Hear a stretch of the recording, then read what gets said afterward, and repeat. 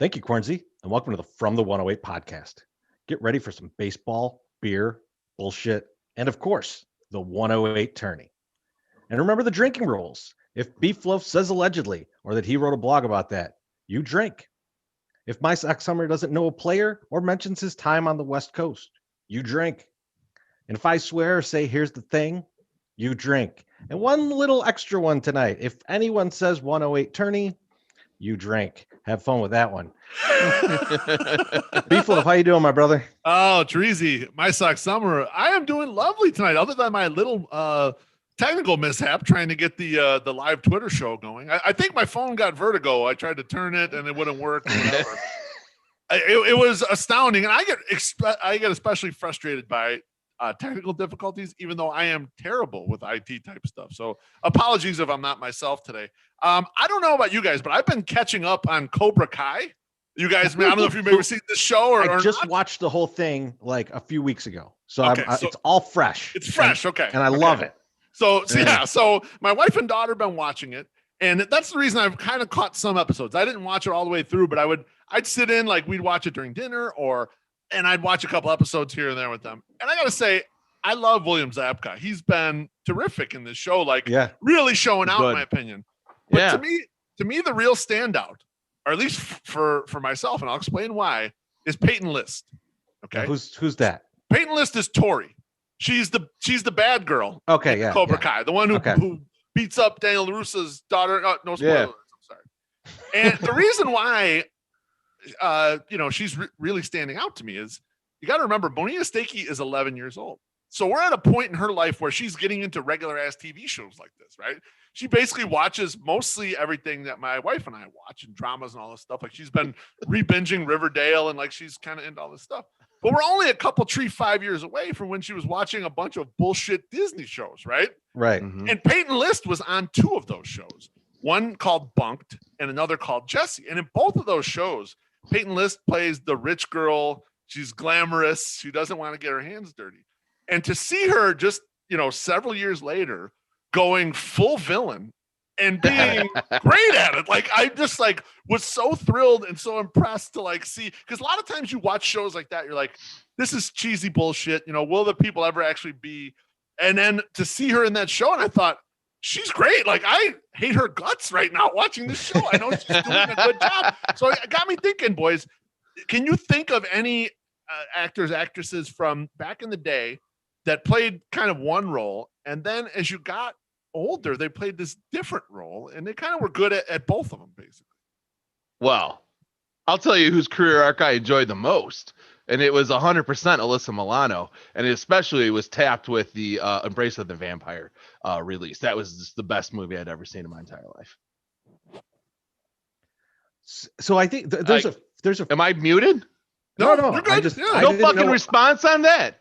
I don't know what that movie was. You don't remember that? No. So the whole Embrace of the Vampire might be the worst fucking movie ever. It was not a very good movie, but it was the first movie first show with Alyssa Milano in it where she went totally topless, and it was awesome. If you know Alyssa Milano, that's not what I'm talking about at all. I'm just telling you what I enjoyed. Okay, I just enjoyed it. All right. As far as an actress, I'll have to think about that. I just know that where she came into. To give you an answer similar to what you were asking for, the one person I could think of that really stood out immediately to me when I thought about this was Joaquin Phoenix, right? Because you saw him in Parenthood as a kid, and then I feel like I didn't see him again for a long time. He didn't even have the same name the next time I saw him. Right. And I think 8mm was probably the next time I saw him, and slightly different role than Parenthood. and since then his characters have been pretty wild, right? I mean, even him playing Johnny Cash is a wild motherfucker, right? Right.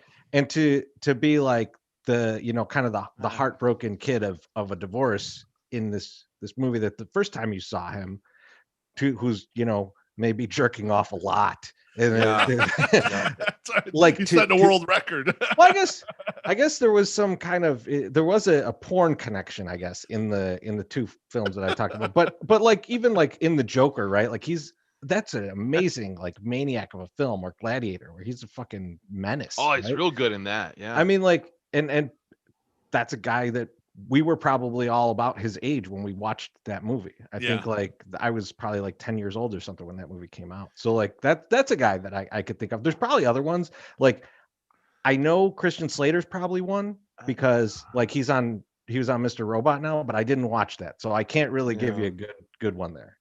Well, and you had Johnny Depp that was on like 21 Jump Street. That's kind of blue. He was in Nightmare on Elm Street, but I don't know if those are fair because like he's still like he matured very quickly and then had good roles right then and then continued to have good roles. Well, but even in those, he's kind of like a tough guy or like a badass. And then a lot of his roles, he ends up. I mean, I guess it's Eating Gilbert Grape or a few roles like that, where it's like a little more avant-garde. But a lot of the roles. Another guy I thought of strictly from TV is the guy who was Doogie Howser's best friend in Doogie Howser MD. He ends up being Benny on The Sopranos. He ends up being this incredibly violent dude, but he's like Doogie Howser's dorky best friend in that show. And I heard him interviewed about it. He's like, yeah, I was like a child actor, but I was 22 already when I was doing that role. And he goes, when I was done with it, he goes, I had nowhere to go. Like I'm too old to play anything like that. So I had to remake myself and kind of become this other type of actor. I don't think we talked about this, and I don't want to get too far down the rabbit hole, but I watched Kid 90, which is Salimu Fry's documentary. We didn't talk about that, right? Did we? No. So not one mention of a sex tape in that whole documentary. So I'm 100% convinced it does not exist now. But wait, she talks about like I remember her as Punky Brewster, but I don't remember like much any after that. And the whole documentary tells you why you don't know that, because like it's apparently like, you know, she overdeveloped at 16 and like she could not get teenage roles after Punky Brewster. And then so she had to go and have a breast reduction.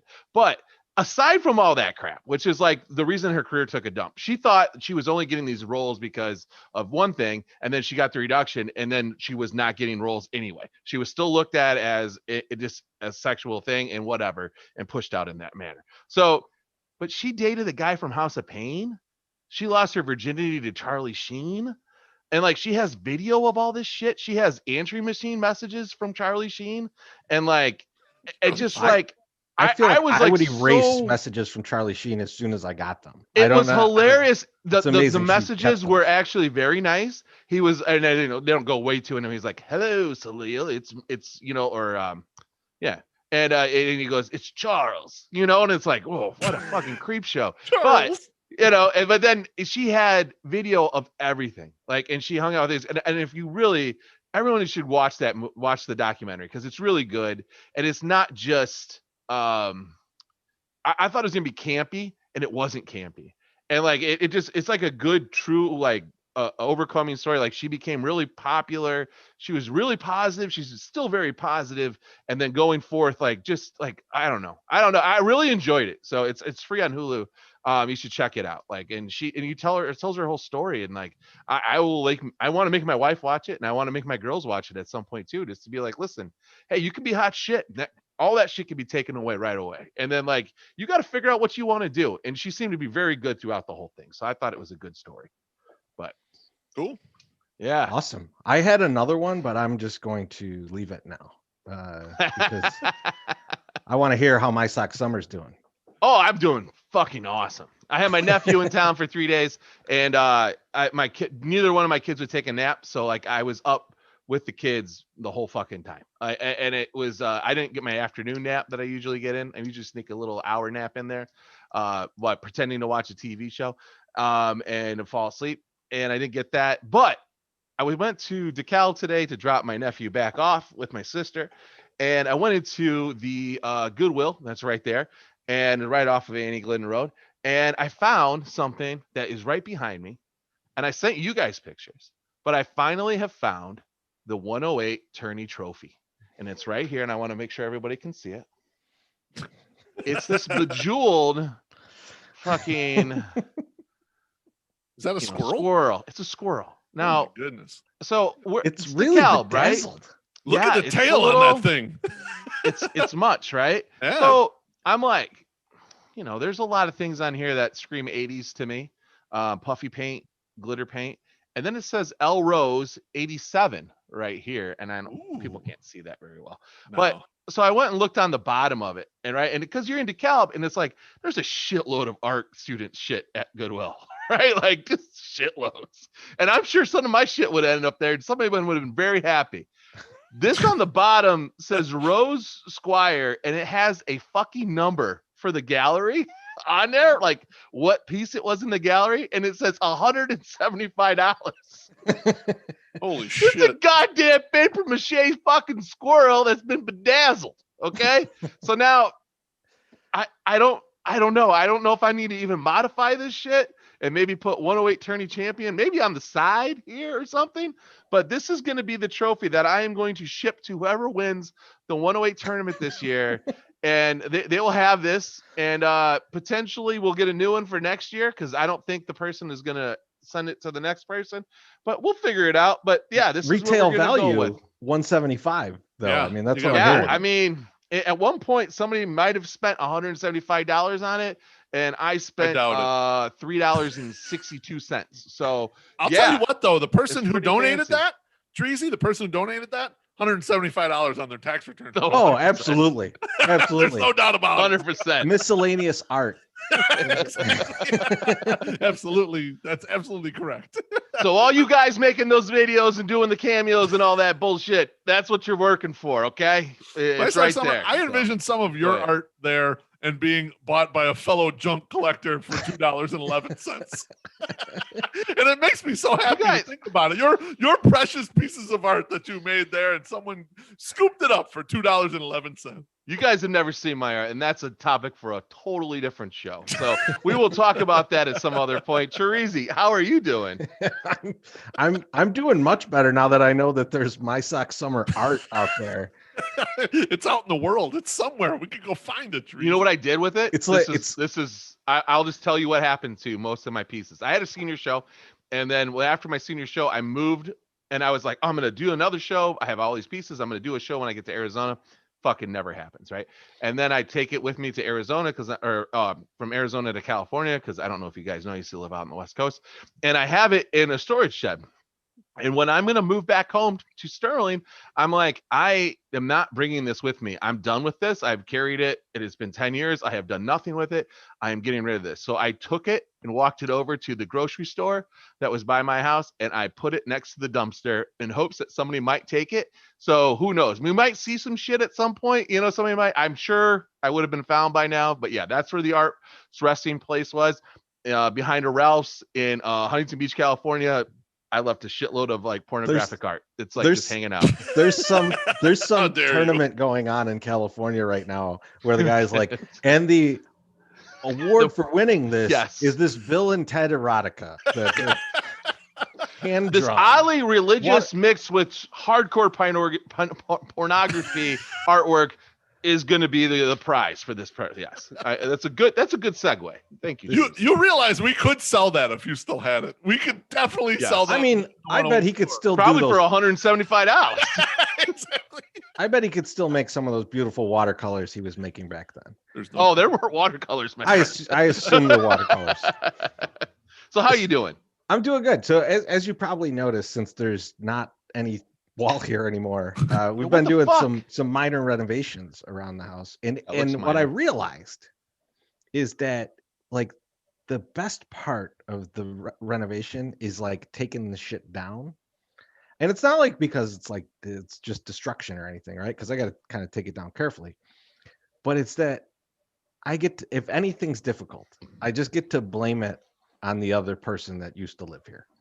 Right? Like I was just like something's not coming down, and it's not because I'm an idiot and can't figure out how to get it down. It's because those fucking assholes put it in like morons. I don't know what's wrong with them. If they hadn't put this in so fucked up, I could have done this in 15 minutes. Like fucking hacks. That's my venom right now. And I got this going, and like I'm realizing that soon it's gonna be me putting the stuff up. Mm-hmm. And I know I'm not good at that. Yeah. So that I'm not going to be able to blame anyone else, and I'm dreading that. I'm trying to, like, for as long as I can, stay in the mode of tearing shit down, because that is the optimal scenario for me. When we're putting it back up, I'm just a fucking idiot. Like I'm useless. So I'm a little concerned. Beef, you know where I'm coming from. I do, especially because you laughed your balls off when I cut myself open like I was Julia Child trying to put together an elliptical one time. You asshole. But I was going to say, you guys have almost decapitated what you got to each do is you got to work on your methods of delaying having to put that shit back up. You got to get some excuses lined up. You got to get some sort of way where you don't have to actually do it for maybe like a month or two. Like really kind of put it off a long distance if you can. That's the problem though, right? Like what excuses do I have? I don't know. That's like, busy. It's like, well, I got to go do this. No, there's no outside. I got to be close. In here. You're very close to being outside. So like my options are work 30 hours a day or do some of the renovations. So I mean, the reno. I'm going to work 30 hours a day. I think you pretty much work 30 hours a day. I mean, that's not a like a lie. That's true. He's got the stamina for it, doesn't he? What are you gonna do with that back there? You gonna put a new closet or some shit or what? So we're gonna put some new shelving in here, nice. Some new organization, right? So I think I'll have I got to figure out a way to like still be able to stick this kind of in there so that like when we're doing show, like people could see like this is probably the best piece of art that I know of your collection, my sock summer. This is gorgeous. I would pay $175 for that. Yeah, just to look at your mustache in there. That's to look at that thumb with a mustache. Thumb with a mustache and a cowboy hat. Yeah. And a 108 shirt. Yeah. But yeah, so I got to figure out some stuff there. But yeah, it'll be nice. I'm actually very much looking forward to it. I'm not looking forward to putting all the shit together and putting it up not because I don't want to do it. It's because I know I'm terrible at it. You know how everyone has shit that they're just awful at. Yeah. And it's just like it's more frustrating because going in that you suck. Like that's what this is for me. It's like it's just I'm going to do a bad job and I already know it. So why don't you pay somebody to do it? I don't want anyone coming in here. Okay. I was just wondering because we got a bunch of closet and shits done like before COVID. So like it was, we didn't have that worry, but they did a really fantastic job. But I'm sure it was expensive as fuck, but it was like done well. And the plus side of that is that, like with your story, if there's something wrong, you fucking call that person and say, hey, get your ass over here and fucking fix this shit. And it is a nice like thing to have, like you can be like, cause like when I look at my deck and I look at the stain and I'm like, man, that guy that stained that deck did a bad job. I'm like, that's fucking me. I'm the one that did a bad job. But when I look at like the shelf and there's something off, I'm like, boop, boop, boop. Hey, wife, we got to call that person that fucking fucked up the shit and they got to come fix it because you paid them $2,000 to put that shit up and they didn't do a good job. Or like when we had like the squirrels coming in my house, like, and the guy's like, oh yeah, your gutters aren't lined right. You got to get the gutter guy. And I was like, oh, boop, boop, boop. Hey, guess what? You fucked up the gutters. You might want to come and get it because there's squirrels coming in our house. I forgot you had the squirrel thing, and now you've got a beacon. Oh, squirrel behind me. Yes. What are you doing? They're gonna all be coming. They're gonna be like, "There's the king." He's gonna eat me, squirrel. Yeah, they're gonna. You know what though? Purpose. They might roll in and they see it and they'll think it's like a martyr, like a gold statue of the martyr, and they'll just like bow down in front of it and they'll stay right there, like an idol. And they're like, shit. Yeah, like idol. So, like yep. So like you're thinking that it'll rub off on you, and then you'll be like the lord of the squirrels. Yes. And then you'll send squirrels to attack people that don't vote for you. Is this your plan to try and beat me? Because that shit ain't gonna work. Yeah, I'm gonna have them dress up like people that do installations of shelves and come over to your house, and then they will attack you and eat you. Yes, that's my grand plan. This is a dumb premise because my sock summer can barely keep track of his 2 kids. He's gonna keep track of 6,000 squirrels and have all these bowls. I just envision like a bunch of bowls out. He's got to feed each of them. He's got like Lucky Charms cereal. He's dumping in each of the bowls. He's trying to build up like 50 squirrels into a trench coat to come like into my house. Yep, 100%. That's what's happening. What are you drinking, Terezi? Oh, okay. I'll go first then. You go first because I think we're drinking the same thing. What I'm drinking? Yeah, we're drinking the Outlier from and that's very, very From well Goose lit. Island? From Goose Island. Yeah, it's awesome. This is my first one. This is my and third. It's wow. awesome. Fucked. No, I mean like the first one I've ever had of the outlaw. Oh, really? Yeah. Amazing. Oh, it's And delicious. it's You gotta really eat, you gotta delicious. drink that fast. Just like the tweet I posted. They were like, yeah, an IPA was made to go all these distances, and then the second, but you need to drink it right now. It's actually past the state already. If it was just brewed yesterday, it's already too old. You need to start drinking it right now. So For the drink those fast. Saturday first call show, we had the session stouts from Yes. Goose Island. I drank 7 of those. Yes. Nice. I had 8 total, and I drank 7 of them during the show. Well, one That's a was little risk. after the show. Yeah, Yeah. that was awesome. Yeah, that's They're a good one. really delicious. But yeah, these are good, man. I'm enjoying it quite a bit. I might leave a couple for a few days my suck summer, see if I get a little good malt to it. And I don't know why you gotta ruin beer like that. But I also been drinking the Outlier, and then I also have the little risk in there, and I got the Guava Squad, which I had 2 of during dinner, and then 2 during Los technical difficulties, and then I have the 312 Shandy. Terrible. So I got Nice. that going. So thanks to Goose Island for giving us some beer. Goose hooking it up. Beef, what do you got? Before I get into what I'm drinking, I just want to pull in a few comments because there's a lot of squirrel talk in the comments see right that. now. Oh, yes. K-Fid says that Treasy looks like the Squirrel Master. Oh, so I assume yeah, from I mean, Half Baked, right? Is that Yeah, from Half Baked? you know what?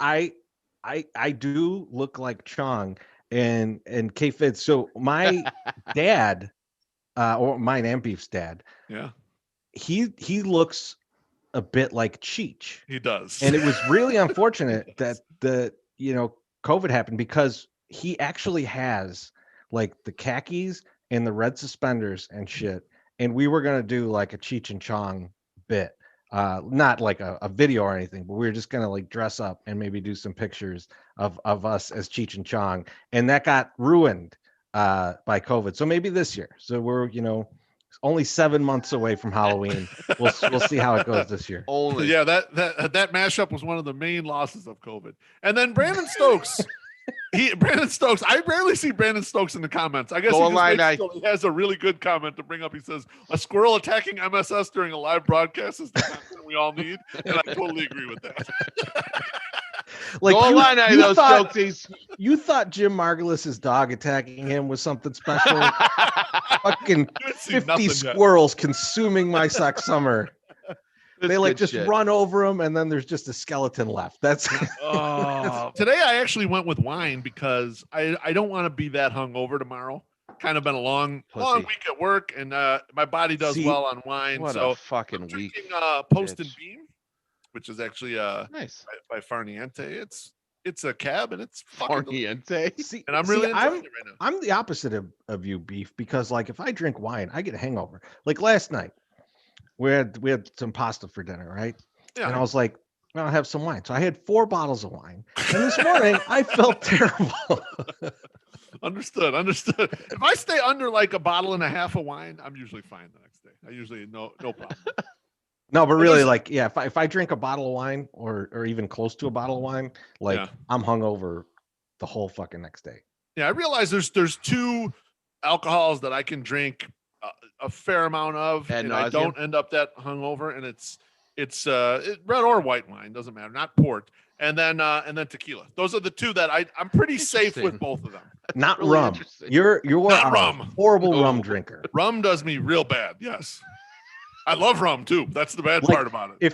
If we're ever out, a lot of you guys are watching right now, and we're gonna get back to the togetherness times very soon. Yeah. So if there's ever like a local H show or like a show of like a 90s band, like if me and my sock summer drag Beef Loaf to like a Jane's Addiction show or something, yes, and you see Beef out, buy him a couple rum and cokes. Like if you want the truth to come out of Beef Loaf, if you want him to tell you how it is, you get him a couple rum and cokes, and he'll get that glazed look in his eye, like he could stare through you, and then you know that Beef is about to tell you the real. Like he's gonna drop some shit. He might just drop, but he's I'll fall over, in that middle part. He also speaks in tongues. Like he will tell you your future. in Lebanese, like he just like his talks, because that's what you drank at that event that we went to, right? The trivia event, the last the one. Fundraiser. I was getting tore up because my God, my girls' basketball team had just beat a boys team, man. I was on a big high, so I'm like, oh, dude, I don't give a fuck about this trivia. I'm gonna sit here and drink Sailor Jerry's until I can't stop.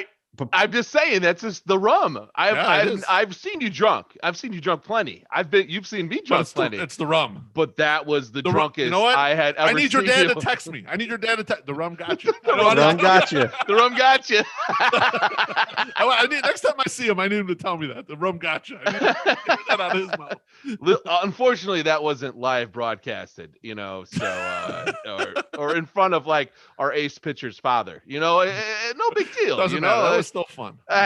Great. That was a fun night. Yeah, it was a fun night. Fellas, I got to pay some bills real quick, but I'll get back to you in a minute. It's tourney time. And not just 108 tourney, but also the NCAA tourney. And we're doing what we can to bring you the best of both. So we've got a special PointsBet deal for you. Go to pointsbet.com. Sign up using promo code 108tourney. Then bet $20 on the spread or money line of any NCAA March Madness game. And you get $150 if at least 1 point is scored in the game, which is going to happen. It's the easiest money of your life. So go to pointsbet.com, use promo code 108tourney, and get yourself some free cash. Now, speaking of 108 tourney, let's talk about today's 108 tourney, because it was quite the event. I think we all know the Gas Money Bob and the other guy from Locked On Sox. That matchup was really good. That one came down to the wire. Right out of the gate. Listen, you should be mad. Do you want to say your piece before I say mine, Teresi? Because I think you should. Oh, you guys go. I'm gonna sit back. Oh, you already said yours? How disrespectful he was to you know about what? This? Look, man, I'm not going to take any disrespect. Like I appreciate that those guys were talking about us on the score. Mm-hmm. Me too. I think that's awesome. Yep. I love their show. I love that they did a 108 tourney show. Mm-hmm. But the way it works with Teresi is that I'm going to disrespect the shit out of him for like the rest of his life. Yeah. But I love Herbie. So it's going to be tough. We're going to see. We're going to see how this goes. I'm pretty sure we all love Herbie. It's just Tanny's the oddball out there. And like, what? Who's that? Is that the white guy? Yeah, Tanny's the white guy. Okay. Yeah. He's the white goofy guy. Yeah. Okay, got it. He makes really good drops though. Like he's got good sound skills. Like he makes everything sound pretty. Like I had never heard my voice sound so good when I was talking about my booty hole, and it was on like on a legit podcast. I was like, this is awesome. And literally I laughed, like legit laughed when I heard that, because I'm like, God, because I don't listen back to a lot of our content. I know that's shocking to a lot of people, but like it's like this is performance art for me. I have moved on from the art that I did in visual art that I did in college to performance art. And this is my performance art. Pretty soon this will be sitting right by the dumpster as well. Right. Yeah, exactly. We can't wait to move dumpster. Like to the East Coast and then leave this by there. So no, I this would be a lot easier if Chris Tannehill was a dickhead, and he's not. I know, and he's a very nice guy, and it's hard to keep up these things. But like he posted, I had tweeted about Gas Money Bob. Like I was like, oh, you gotta throttle this guy. I want you to throttle him so bad. Blah blah blah. And then he tweeted this gif of fucking 50 Cent, that broke ass motherfucker, like smiling and laughing in the car and then driving off. And I wanted to be like, you beat a guy who doesn't have a blue check, does not have a whole media collaborate, a media fucking giant station in the area that the tournament's going on, to like go out and like promote you, and it's just like Bob does have that. Well, but he's not a blue check. Well, I mean, and we don't really know who he is. No, Yeah, I didn't hear Bob. We know who he is. We know who he is, but I don't know if everybody knows. Yeah, the broader audience does not know who he is. But what I'm saying is it was such a minimal. He beat him by like such a fine line, and the way you said it tonight, he's basically taking down a Barstool guy in the first round, though. Yeah, that's tough to do. Kind of, yeah. But and you know as much what? shade as I want to throw at Canny, it's a huge win. Retweets. It was a good win. It was a huge win. I mean, like you saw, there was a ton of Barstool guys. Wait, My Sox Summer, are you trying to debate if this is a good win? There were 3,900 votes in that poll. It's a good win. Huge win. That one. It was a huge win. No, I'm just saying he should have beat him by more with all the resources he had. I feel like if Gas Money Bob had those resources and they were exposed, and I'm not throwing shade directly at Eddie and White Sox Dave for not retweeting Gas Money Bob's please help me tweet, but I am kind of throwing a little shade at them because I just saw that Chief and Carl retweeted and Dave and Eddie did not. So I know Eddie's a busy motherfucker, so I get it. Dave, I don't know. Dave maybe just dropped the ball there. Who knows? Well, one thing to take away from this, if you're someone who's doing a, I'm sorry. Oh, okay. I'm fucking up everything, dude. I'm sorry. One thing to take away. I'm gonna mute myself. Jesus, you keep talking when I talk. Shut the fuck up already. One thing to take away from this, if you're someone who has a small blog or something, or you're kind of like watching this and you or maybe you did get into the tournament, is watch how the Locked On Sox guys drew attention to themselves in this tournament, and they promoted us as well, but they had a really good understanding of how to make this nice and high profile for themselves and sort of push what they're doing amongst it. They roped in content about it into their podcast. They got 10 minutes of radio time, which you don't have access to if you're a smaller blog or whatever, but think outside the box. You can leverage a tournament like this and help yourself very much. I was explaining to I won't say who it was. They reached out to me in the comments and they're like, they're a low seed. And what's the lowest seed that's ever won? And I don't know if I have a chance, but I got all this stuff lined up. And I said, don't worry about winning. Just show your good content. And the Sox Twitter people are going to fucking see it and you'll gain followers. I said last year, I just polled the people who were not White Sox Dave, who were in the final 8. And on average, everyone gained like 500 followers. Summer George gained like 1,000. So if you just even put out good content, you're going to pick up 100 followers or something like that just from being in it. So leverage this tournament best you can. And that's the point of the tournament, really. Right. I mean, like we're kind of like, we're celebrating the White Sox Twitter community and trying to get people to follow each other. Cause I mean, I know personally, like there's people that I know, like I like to see their tweets and I still don't see them, cause it's just the way that things work. Like sometimes you don't see people's stuff. And like, so it's very easy to have not seen someone's stuff before.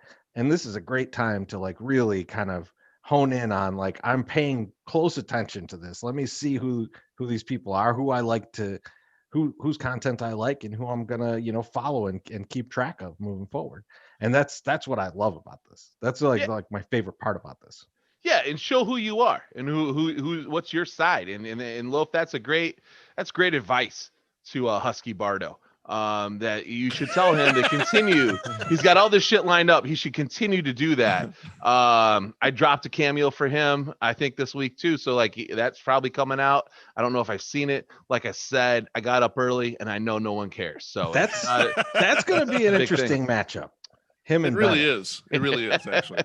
I'm waiting to see what goes on in that matchup. Like because they've been playing back and forth a little bit already before the things even started. So it's got some chance to be a big one. Was there anything else in the White Sox Dave region that like was different? I think we got it. Like I love that Fegan won because I assumed that he was pissed off that he won. Like I could just imagine I could just imagine someone told him, you won in the 108 tournament today, and he was like, fuck. Like I bet like John Greenberg told him like good win in the 108 tournament, and he was just like I don't know if you guys saw, but White Sox came out of retirement and retweeted and said that not to vote for him, but to vote for James because he'll recover if he doesn't win. But James will be devastated if he doesn't win. And that was the only tweet he sent out of that account. The first tweet since like January 10th or something like that. Our young fan, Lonely Teen Sox fan, asked what the picture was of Fegan with the hat backwards, drinking Franzia out of a plastic cup. And Fegan, so I responded with it. I'm like, Fegan was a regular ass hoodlum back in the day. Like, that's what it is.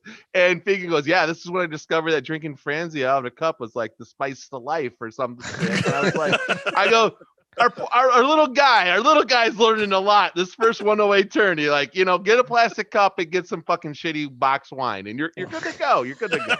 You're one of the cool kids then. I don't know how old that kid is. Wait until you're at least 16 to do that, and don't drive. Okay, make sure that you're at the cool parents' house that have been like, listen, I'll buy you all the alcohol and cigarettes you want. Just stay in the basement, okay? Please, just stay in the basement. No, I'm not going to be that guy either. Oh, I'm going to be a hard ass dad. I just feel like it. So I'm going to go back on mute. You guys continue to talk. I saw someone's giving life advice right now out there. Beef, were you shocked that Uncle Rico beat your dog, Morty? I was. And actually, I had mentioned that I did it in the Twitter show, which only took 3 takes for me to actually execute on getting a video done. I was shocked. And I was also shocked by the margin. It was 60% to 40%. And I didn't know anyone even knows who Uncle Rico is. I barely know Uncle Rico, and he's part of our group. Damn. What the fuck? I was like, I ain't seen this man in years. And I'm like I said in the show, that guy brought you 50 pounds of turkey, and you're gonna act like you don't know him. And it was incredible too. The turkey was outstanding. Like it was like I cherished that turkey. I'd love to sneak into his house and steal 50 more pounds of turkey if I could. You're gonna have to, because you just cut yourself off from turkey for all time. Fuck, basically. bro? What I said in the show is I'm like, he's like the uncle that he left on his motorcycle 20 years ago. And then now he just came back because he's got to borrow some money. That's the uncle he is. I feel like he's a personal friend, and me and Uncle Rico have known each other for a while. And Uncle Rico is the reason we have Wally Money all up in the mix. And I'm sure we've discussed that many times. But he goes in these like areas, like he'll be really involved on Twitter for like 2 weeks, and then totally forgets that Twitter exists for like 2 months. And then he'll be like, you know what I really want to do? I want to really build up my follower account. And I was like, well, you know what the first thing you need to do is? And he's like, what? And I'm like, fucking tweet. Like that's how you got to do it. Like you can't just be like, you know what? I'm a 108 guy. Like, why the fuck don't people follow me? And I was like, bro, they don't know. You got to tweet. That's just what you got to do. But like, yeah. And I looked at, you got to move the meters a little bit. I looked at Morty's account this morning, and I was like, Morty's been slacking on the tweets. I'm like, he's going to get his ass whooped. And he got his ass whooped. So, I mean, I even prodded Morty to send a tweet or 2 out, and Morty got some tweets out. Great pictures of Morty, but just wasn't fucking enough. Yeah, that was a good picture with the St. Patrick's Day ball. I mean, good job. I mean, Morty just got groomed. Very fucking timely. I'm gonna do the same thing when I'm going against Chirizi. So yeah, I'm gonna go get groomed and get the little bow tie. I'm gonna be looking. I thought you were just gonna Photoshop your gigantic head on Morty. I should. You with a bow tie will look like a fatter Chris Farley as a Chippendale. Oh, the jokes keep coming. One thing before you wanted me to start showing my true colors, you asshole. That's true. That's 100% true. Good luck. I do want you to show. I look forward to it. I do want that, and that's why the year. Well, then don't cry about it when I say. I'm not crying about it. Who's crying? Yes. Hell yes. I'm unaware that I was crying. I'm sorry. I saw tears. I saw tears, you little bitch. The listening audience has no idea what they're in for. If we get a full season of this Treasy coming through, you guys got no idea what you're in for. No, the one thing I want to mention for the results today, before we move on from the results today, is congratulations to Buzz on Tap for he won the 108 version of The Apprentice. Like I'm like the Donald with my fake hair flying all over the place, but his reward is he gets to play Summer George. You know what though? I think we all watched the play-ins, and we're like, I at least was sitting there like, Buzz should have been in the tournament because he just fucking mopped the floor with everybody, and I was like, that was a miss. That was. I'll tell you what it is. I was thinking about it a little more because you're right, Treasy. I thought the same thing when I'm watching him mow through these things, and I'm like, these aren't close. Like and so we all like Buzz, and we've hung out with Buzz at the park, and he's a good guy. But what I do is I bifurcate people who do blogs and podcasts and stuff from the average person, right? And then I like push a little more specifically towards like content or whatever. And I think for him, he's an example of it. And someone like Johnny Nani's an example of it. They go do other sports for a big chunk of time. Right. And so then I don't hear anything from them about the White Sox really. And you know, they're in my feed and stuff, but if it's something I'm not like with Nani, if he's talking about the Blackhawks, I'm not really into the Blackhawks. I kind of like, and so what I need to do is just be cognizant of just throw that out. Consider that just like they took a break from Twitter and only focus in on, but it's hard to do. It's hard to, that cognitive dissonance is tough, to make that work. They took a break from Twitter, not like Hayes, but just it's like a regular break. Yeah.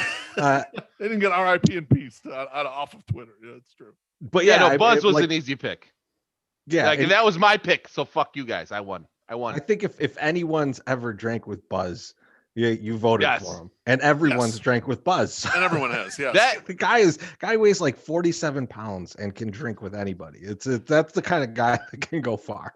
That first night that we hung out with him and Juice in the 108, and Juice had the corporate card, and he kept sending Buzz up to get drinks. That might have been one of my favorite White Sox games I've ever been to. The rule was like, you cannot, every charge got to be under $50. Yes.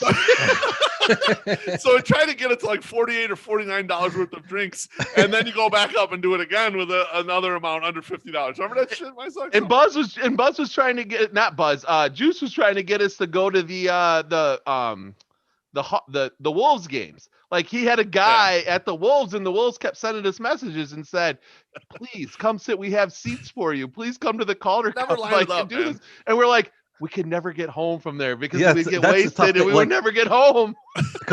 because you guys know me. You guys know me, man. I get sleepy when we're like the body shuts off. Like you can't just throw me on the blue line and be like, he'll get home. No. You're going to O'Hare if that happens. Yeah, no shit. Man. Well, I was gonna say I'll be going the other way. I'll end up in Forest Park or something. I don't know. Yeah, exactly. Why O'Hare? You'll have that little nun sneak him into a plane. All right, so tomorrow's slate in the 108 tourney is a lot of fun. The round 2 of the 108 tourney regions are popping up. So Mr. Hand, Quernsey, Mrs. Beef, Biggins are all going to get their first matches. The Three Things region is going to be kicking off. So you've got Covey's Burner and Janice are two of the highlights in there. And then the MSS's High region, Allie White Sox is getting her first matchup of the tournament. And White Sox Sal and Aussie Sox fan are going to be battling it out with each other. Ooh. And then lastly, the McRib region is going to go. And Mailman Jack, fan since 1962, and White Sox Slater are all going in various matchups there. So tomorrow's slate is the biggest one of the entire tournament. We'll have 16 matchups tomorrow. I don't know where the fuck my other brackets went. I was going to talk about something, and now you don't see them. So great. All right. Well, then I'm going to let you talk about something else, my Sox Summer. Why don't you tell me about the White Sox ticket process for the opening? So like, hey, we've been season ticket holders for the White Sox for a long time.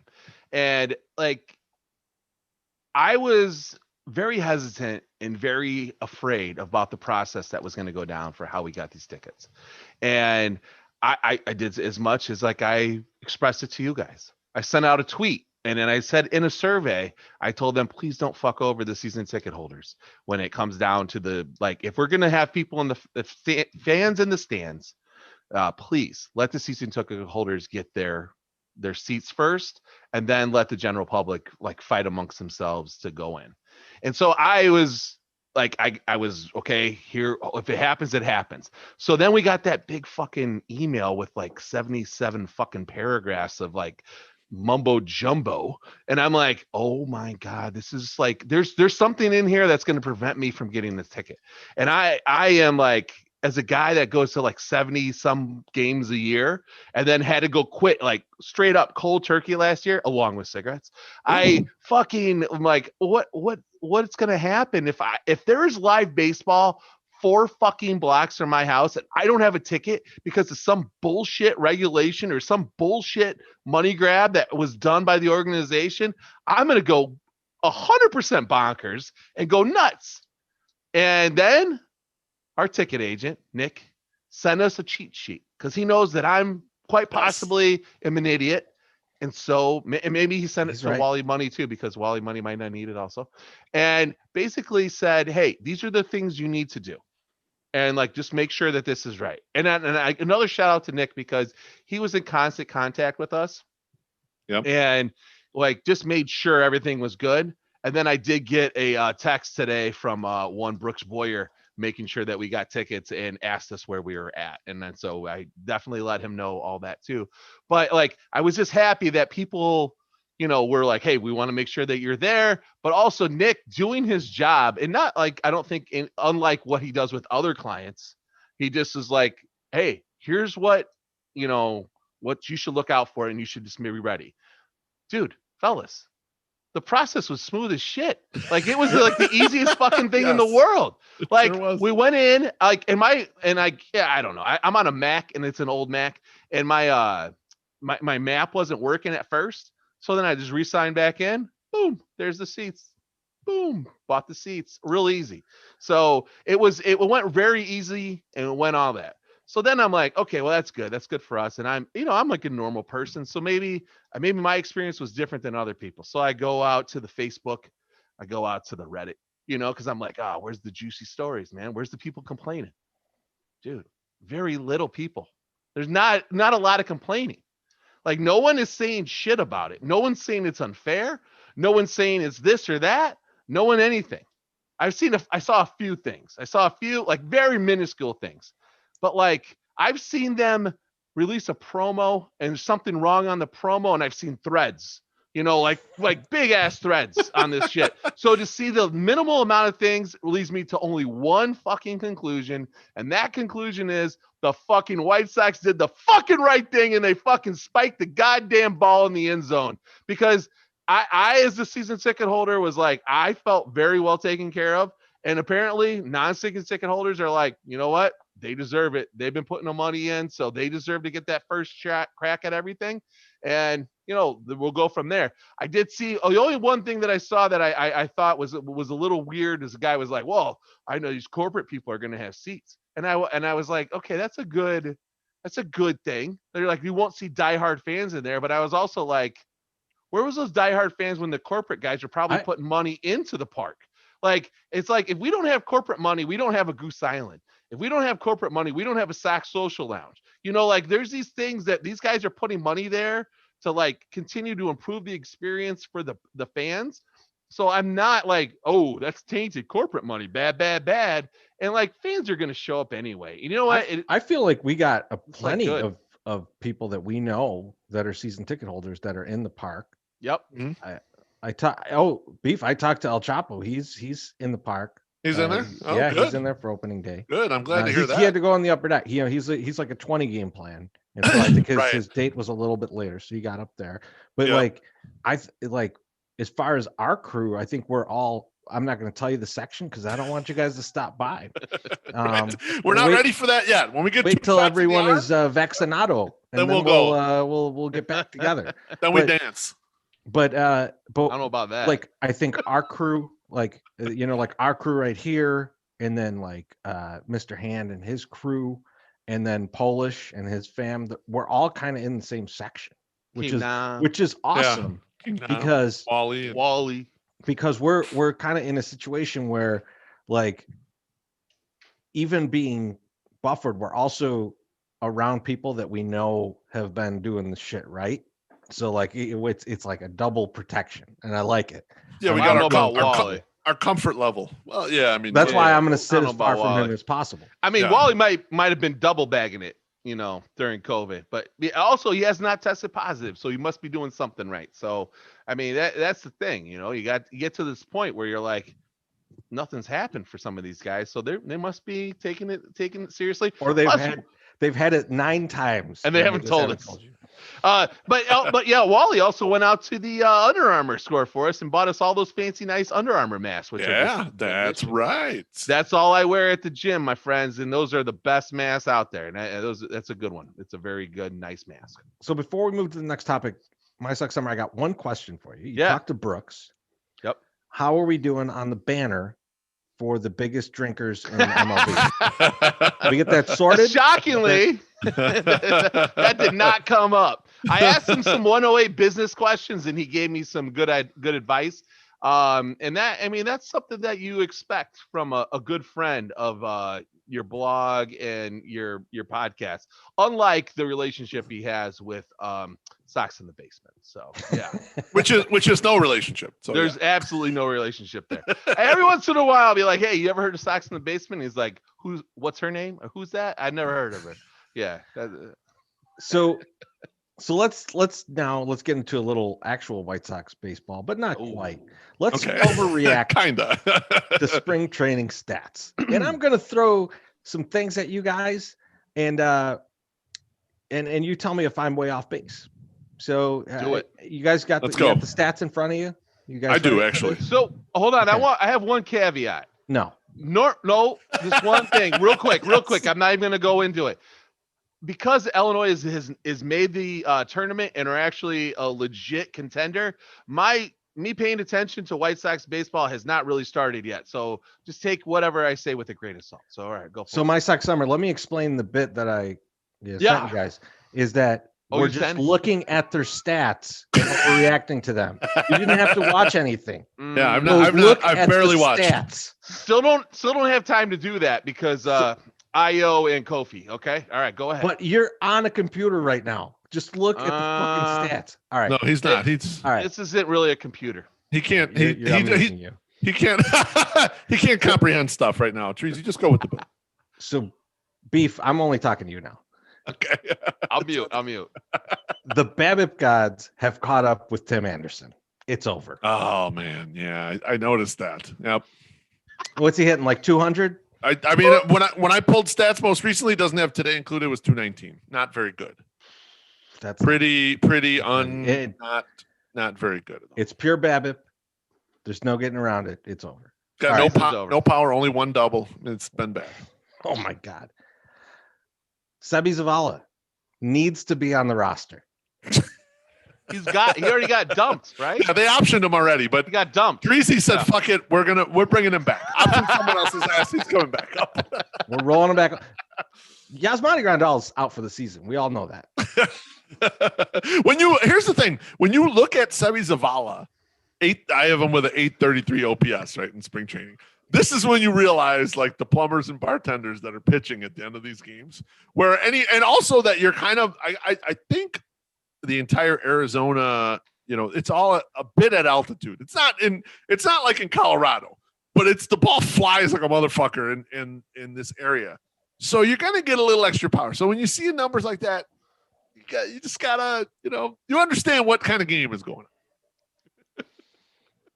All right. Beef, you're going to love this one. Billy Hamilton is just another Rick Hahn victory with his 1,000 OPS and already a stolen base. I saw so many Billy Hamilton tweets, and I was thinking, shitloads. Wait, I know they signed Billy Hamilton. He's already in games like that. I figured like he's just hanging out at the complex or something. Like, you're gonna actually play this guy already? I guess it's like, a guy like that is a guy who I've been drafting in fantasy leagues for a decade, and now he hasn't been able to stay on a team. Now the Sox have struck gold. All these 8 teams that had him before then, they didn't figure it out. But he'll be fixed here. He's fixed. He's our new Carson Fulmer. He goes, but it's in reverse. He goes up to bat with LeVar's javelin. I mean, that's what he's swinging with because he just fucking can't get on base. It's unbelievable. If the guy could just get on base ever, he would be such a, because he's a great outfielder. Yes, he's a great outfielder. He's extremely fast. He doesn't know how to hit, and not knowing how to hit in baseball, we're talking about baseball, is terrible. That's the worst thing that you could be. If you can't, unless you throw 104 miles per hour, then it's okay. Like Billy Hamilton reminds me of. I used to always give you the example, Treasy, before the last year and a half, where Adam Engel actually started hitting left-handed pitching and had a little pop and stuff. When people would talk about his great defense in center, I'd be like, you could teach any punt returner from the NFL to be a good defensive center fielder. And that's what Billy Hamilton kind of basically is. Really fucking super fast guy who could run down everything in the outfield, but couldn't do shit at the plate and never has been able to. He's gotten so many chances. Now I just want to see him catch the ball and Luis Robert take him out like a punt returner. Just lower the shoulder and fold him back. All right, here's a fan favorite from last year. Jose Abreu is done. Oh, he's over. The regression has finally happened. The regression. God damn it. Why do we pay him so much? I was thinking about this though in real life, Treasy. I obviously I know the bit, but if he does have a bad year this year or in 2022, after the MVP year, you realize the Sox still got their money worth. Oh yeah. But all the people that said, "Oh, the regression's coming," they're gonna scream in the streets that they were fucking right. It was only delayed 2 years, even if it's a by chance bad year. They're gonna be spiking the ball like Billy Hamilton running a punt back. Or the White Sox, after they made that ticket plan, they just boom right there. Yes. I got one more for you, B. God, I'm just not killing tonight. It's not good. One more. Let me make you laugh. Ethan Katz has fixed Dylan Cease. We've got 3 whole innings. 3 innings. 3 whole innings. Fixed. You believe in it? Yeah. Why not? Why not believe Might it? as well. What's the downside to believing it, right? I mean, we got to only take the upsides. I'm just gonna choose to believe it. Actually, Rick Giolito told me everything's gonna be fine, and I believe him.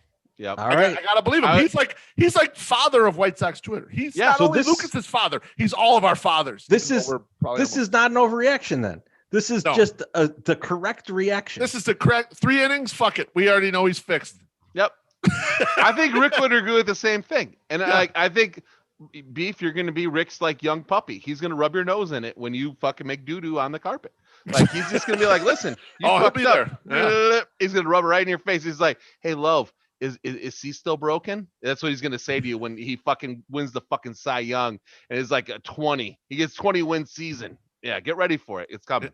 Him, Jeff Passan, Daryl Dawkins' wife, everybody. Samuel, My Suck Summer hasn't said anything funny in an hour. And now he got me. I'm like Samuel L. Jackson at the beginning of Raw. And I'm just like, I love that doo-doo line. Yes. Hey, it hasn't been an hour. It's been at least 15 minutes though, because I keep dropping stuff and you guys aren't even laughing. And honestly, and I think I've talked about this, I'm only here to make you guys laugh. That's my only job. So that's what we're doing in the show, right? We try to literally, if I'm not making you laugh, I'm probably getting cut, and I'm gonna get that nice little pink email from Loaf, and it's gonna be like, listen, maybe you should take a little bit of a break, maybe take a vacation, and I'll be like, bro, it's COVID. I feel like you're dropping jokes that you used to have with your West Coast friends, and we're not in on them. Yeah, that's what it is. It's inside shit, and we just didn't get it. That's all. But it's West Coast inside shit, and West Coast. It's true. Question. I apologize. I'm gonna go back to the Midwest where the no coast. I'm gonna go to no coast, and I'm gonna make it happen. All right, we're gonna give you just a little break while Beef pays some of our bills. Do it. Absolutely. Hey, batter, wings, splatter. Catch all the baseball action while enjoying fresh, never frozen gourmet sandwiches and wings and world famous house-made blue cheese dip. Watching at home? Order on Wings and Rings app and score convenient curbside pickup. Buffalo Wings and Rings, Bridgeport, your Southside baseball headquarters. Oh, look at that. Beautiful. Beef doing ad reads. It's rare. It's a new millennia.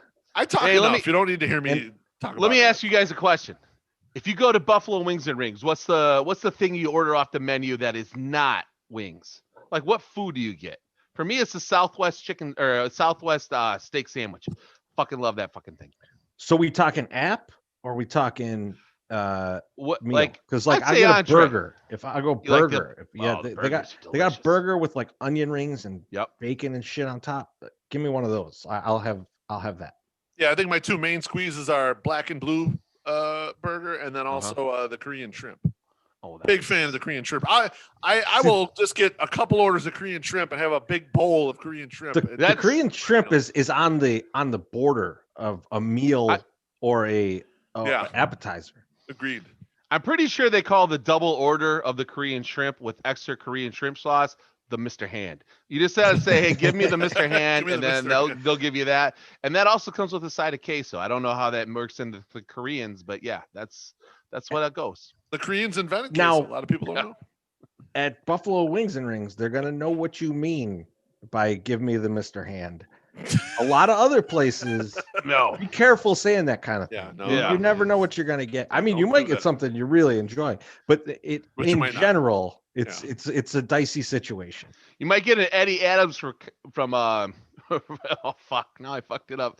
Eddie, you know Eddie Adams? Was he a surfer? No, I don't know who that is. No, from Boogie Nights, Eddie Adams from Torrance. You'll get it's 3 if you just 5 if you just want to see it, but it's 10 if you want to see me play with it. That's what you'll get, like when you go in there. So. Yeah, yep. I was just like in my head. I have literally. If you delivered it like that, we would have busted out laughing because that was a good one. You just fucked it up. I have like Jack in my head, and he's just like Eddie Adams from Torrance, and like because he comes into the pool after his mom kicks him out because he's been having too much sex, so like he gets kicked out of his house, and then he's like, But that's a beautiful scene. It's great times. So yeah, we're gonna jump into the next segment, but before we do, MSS, good luck on your next joke. I know. Thanks. I really need it tonight. I'm just bad tonight. I'm going to blame Loaf because he got us going a half hour late. I did. I delayed the broadcast. I apologize. I think you're not high enough. I think you need a little toots. I told you guys this. I don't know if I told a lot of people this, but I've just been I've been relaxing. I'm just doing mostly CBD recently. Just doing more of the body buzz. Haven't been getting the head buzz. Just because, I know I'm just getting back into, baseball season. Now I do want my mom to get high so she can drive in the car with my dad in for opening day. But other than that, yeah, we're good. That's pretty much what everyone says. I want my mom to get high so she can drive. Yeah. Well, no, she's not driving. She's just riding. She has a little bit of an anxiety problem. I know. I just truncated your sentence for comic effect. But all good. Why don't you take us through? Introduce this, buddy. The horniness meter. Excellent. So the way we like to do our White Sox previews is different than all the other podcasts. And tonight we're going to review the starting pitchers. And the way we're going to do that is the horniness meter. We're going to go around. Each of us are going to give our thoughts in the view of our horniness towards the particular player. And the first player we're going to start with is Lucas Giolito. And I'd love for Teresa E to get a start on the horniness meter with Lucas Giolito. Happy to. Now, Beef, do you remember the cinematic classic, The Last Boy Scout? I do, in fact, yes. Love that movie. In this film, there's a character. He's kind of an asshat, but he tells Bruce Willis that he has a finger scale. Yes. Of how many fingers he'd cut off to hook up with a young lady. Yep. My finger scale for Lucas Giolito is 10 fingers. 12 fingers if I'm Antonio Alfonseca. You would be willing to go to Nubs in order for Giolito double to hook stay and be here. That's You're right. It is double hook. Double hook. I respect that. I could still eat Korean shrimp or Martian crab. And Martian crab. I could crack them right in half. Oh my goodness. My sock summer. How about you? So usually I talk about what I would need pornography wise to get me over the edge. Yeah. Not this time. This time I'm going to be talking about what I'm going to need in enhancements, not enhancements, in lubrication areas. Okay. Ooh, so with Lucas Giolito, oh my God. I don't even need lube. I'm probably just gonna I'm pretty horny. I'm ready to go. I don't need no lube on that shit. Let's just go. You're dry. You're going in dry, raw dogging. That's straight. Oh man. Wow. Yeah, just probably just a couple. Look like a couple flicks. Treasy. Treasy's not feeling this. Do different things. It gets better. It gets better. It gets better. It gets better. All right. Well, for me, Lucas Giolito, it's like, do you remember, and you have to be a certain age to remember this. Do you remember trying to watch the Spice Channel through the scrambled? Oh yeah. You can't see Scramble it porn. Or do you remember watching any of the movies in the Emmanuel series? Oh my God. Possibly the first time that I saw Anna Nicole Smith nudes. That's how horny I am for a Lucas Giolito. That's top of the line. I'm not willing to cut off all 10 of my fingers like Treasy, so maybe he's slightly ahead of me. But I wanted to give some real world examples, at least from our youth, of how horny I am for Lucas Giolito right now. That's a good call. I'm always happy to talk about scramble porn. I think that's an era that makes me angry about today's youth. To be honest, if I could be an old man for a moment, they've got it too easy. They don't know what it's like to yearn for something. It's just like, I'm just gonna dial this up and I get to see what I'm. No, imagine and you get any flavor you want. Until and you get to the point where you're holding your TV screen trying to move the lines because you think you're like a telepath or something like that. You need to experience it. You need to go through those hardships to really appreciate life. I like what Loaf just said. He's like, you get any flavor you like because you can just dial it up. And literally that's what the kids today are facing. Because back in the day, like you just found something and you're like, man, you know what? I'm really not in it. You know what? It's a boob. All right, let's do this. Like, here it is. Like I just saw a boob. Oh, nipple. All right, here we go. It's on. It's on like Donkey Kong. Yeah, I mean that's what the old kid said. That's all all the kids these days. They can kind of get into whatever they want to, and it's everything though. Like back in the day, video games, we had some bullshit video game. They got fucking everything now. They can kind of it's like being born a millionaire. I mean, in some ways, life is a lot harder in some other ways. That stuff. Yeah, you're gonna ignore that though, right? Your whole entire life is online for everyone to pick through. Like that has to be awful as a kid. But the economy blows dicks when they get out of school. The other part of the online experience, though, is better than what we had. Yeah, it's the yin and the yang. So the next picture in the horniness meter is Lance Lynn. And I would like. Well, I think did you? Oh, okay. Nope. Lance Lynn. Nope. I just have them out of order. Well, that's fine. They can go in any order. But once again, I'm going out of order. I will choose to go in this as I order. open a beer. I'll go Lance Lynn next, and I would love My Sex Summer to start the horniness meter with Lance Lynn. I'm gonna go with hotel hand lotion. It might not be the creme de la creme, but it's good enough. So it's gonna get the job done, but it's not like fancy shit. And that was when I was looking at this, I was like, that's probably the one above no lube is the hotel hand lotion. I just immediately thought, I don't know if you've seen the Hannibal Buress when he talks about when he went to Flint to do the comedy special, and he's like, and they don't have running water in the hotel because the water's all fucked up there. Right. And he's like, and I'm washing my hands off after jerking off with bottled water, thinking to myself, the government has failed these people. See, look at me bringing up good content. All right, I got a good laugh out of you, even though it was Hannibal Buress making the joke. I still got a good laugh from me tonight. That's all I need. I made the connection. I felt you were on that same level right now. It's on my heroin. All right, thank you. All right, go for it. Treasy, you're up next with Lance Lynn. So Lance Lynn, to me, this is that relationship is going nowhere, but it's going to be fun. Like you met in the unisex Coke bathroom at a 4 a.m. bar, right? And you're like, this ain't a long-term thing, but it's exactly what we need right now. You're into it for the moment. This is all that it's about, is this moment. And maybe you sacrificed 3-4 years of your life for this, but it's going to be worth it. I love it because you did have to give away a lot to get a Lance Lynn to be in our midst. Just like a potential Hall of Famer, according to most people on the Facebook. But Yes. yeah, we're good. Wonderful. For me, Lance Lynn, I just like, I look at him, he's all thick and everything. I just think he probably smells like desserts or like candy. Even though he's got the grizzly beard, I think he probably just smells delicious, and he's thick as fuck. And to me, that's an irresistible combination. I can't get away from something that smells really good and it's big like that. I got to get in on that. I'm just all over it. Smells like desserts and is fat. All right. There's no way Lance Lynn doesn't smell like sandalwood. Like that is his absolute scent.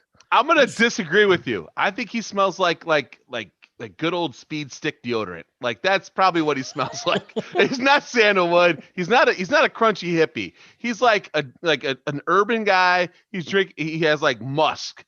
Like that man smells like a strawberry shortcake. And if you were to kiss him, he tastes like Big Red gum. That's what. How dare you insult this man? All right, I know he's friendly and everything, but he tastes wonderful. All right, that's the way I'm envisioning it. What's wrong with Speed Stick, motherfucker? No, Speed Stick sucks. I like it. All right, the next pitcher on our list for the horniness meter is Dallas Keuchel, and I would like Teresa E to start. Okay, so Dallas Keuchel reminds me of that person you grew up with, who was like the hottest person in the class, and then you see him like 15 years later, and you feel like you've aged at like 7 times their rate. Now, for me, that's literally everybody, but for you guys, I'm sure you've had that feeling, like, oh, I've aged so much more than this person. This person still looks so young and so good, and it's so awesome. That is what Dallas Keuchel is. Like, he's not fantastic. You notice that he's older. You just don't feel like he's as old as he is. And you feel as old as you are. That's the scenario that you're feeling out there. And so obviously very horny for that. Sarah J. It's like Sarah J, right? Like a Sarah J-ish person or no? No. The inverse. Oh, okay. Yeah. The inverse. You are aging like Sarah J. Yeah, exactly. Oh, I am it. Yes.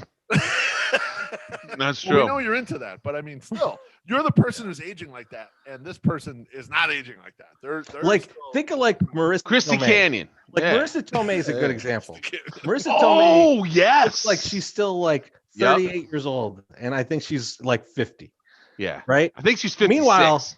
Meanwhile, I'm 40 and I look like I'm 74 years old. Yeah. Right. You definitely Imagine look like the oldest if me out of and the three Marissa of us. Tomei went to high school together, and there you go. Yeah. I mean, they've been saying it. 74 is the new 40. So you're right. You got nothing to worry about with that. Speaking of 74, they've been saying it. As much as I love PointsBet, I'm a little pissed. They sent me an email today. They will not book the bet on the Eloy over 73.5 home runs. They should have just offered you plus 1,000 or something. It would never happen. If they would have offered me plus 200, I would have bet it.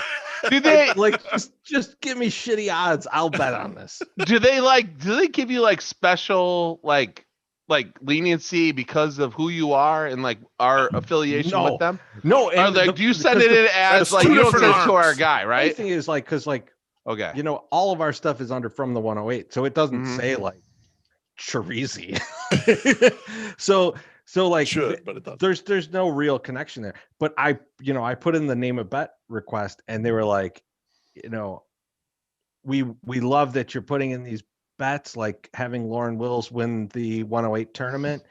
But could you just fucking stop because they're stupid? Like that's basically the email I got, but it was much nicer than that. I don't think Elle Wills is gonna win it. She's gonna win her. I wanted Jimmy need to be the end of the. I wanted to see the odds they'd give me, see how they match up with Sammy's, and if they were similar, I was. Yeah. I mean, I think that's a smart idea. I love it. My Sox Summer. How about you, Dallas? So Dallas Keuchel to me is very similar to what Teresi is saying. I'm not gonna go 100% generic hand lotion, but I'm gonna go with the nice suave versions of that you can find at a local Walmart. It's a Walmart brand, but it's solid. It does a good job. It's definitely better than hotel hand lotion. So it's just like I'm not needing like the creme de la creme. I'm gonna go with like a solid middle guy, and I feel like that's what Dallas is. I think he's a great 2 or 3.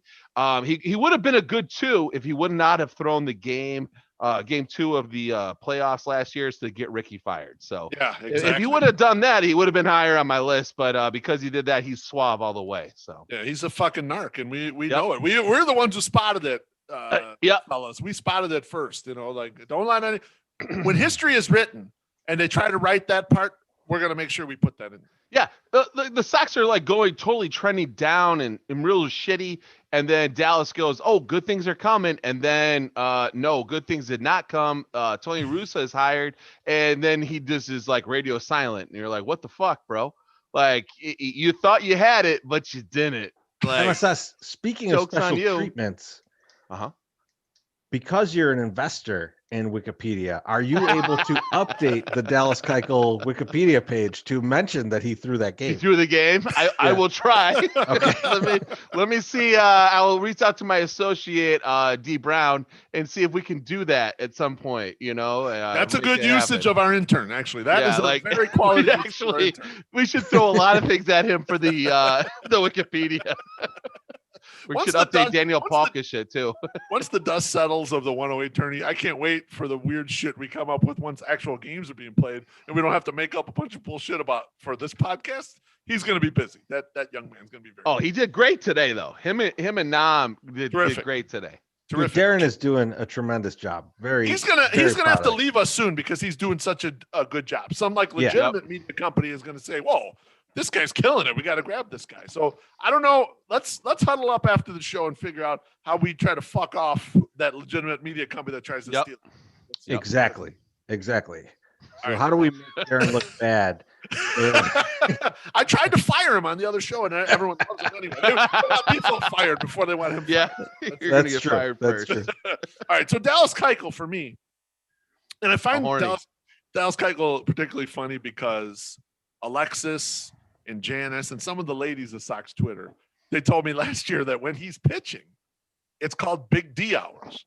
Now, I don't know exactly what they mean by Big D hours, but when I tweeted the picture of Dallas Keuchel with his naked ass out there, it was well received in the internet community. So I'll just say I think I was on the right track there.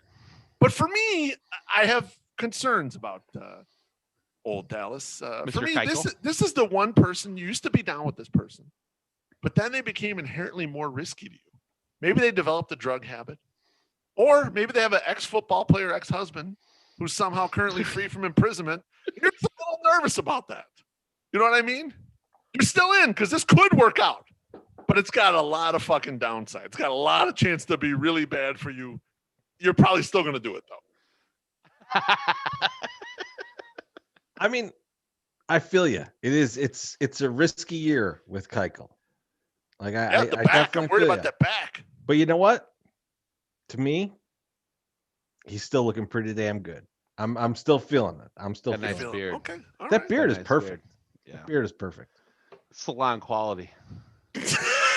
Pert plus. It's too bad William has left the chat already. So